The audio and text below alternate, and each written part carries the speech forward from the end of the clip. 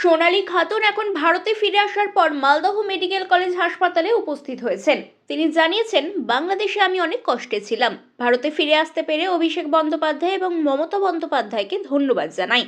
গত 8 মাস তাদের অবস্থান ছিল বাংলাদেশে। দিল্লি পুলিশ তাদের ওপর অমানবিক আচরণ করেছিলেন বলেও অভিযোগ করেন সোনালী। অনেক অনুরোধের পরেও তারা বিএসএফ এর মাধ্যমে বাংলাদেশে ফেরত পাঠানো হয়। জুন মাসে বাংলা ভাষায় কথা বলার অপরাধে দিল্লি পুলিশ তাকে গ্রেপ্তার করেছিল।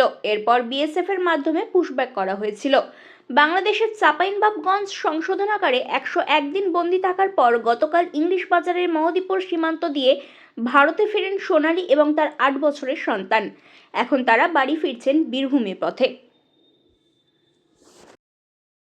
ঠান্ডা মাথায় উত্তর দেবেন, আমরা করছি বুম ধরছো।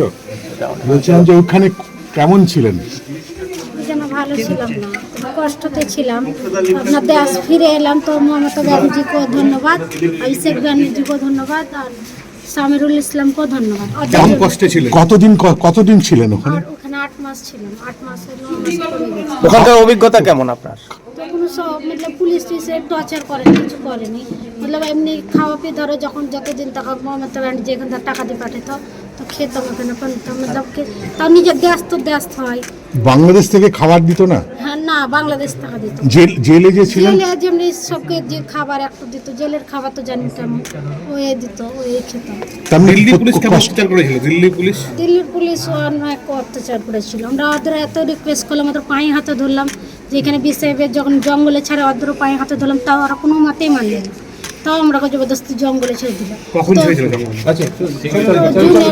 আর কি দিল্লি যাবেন? না,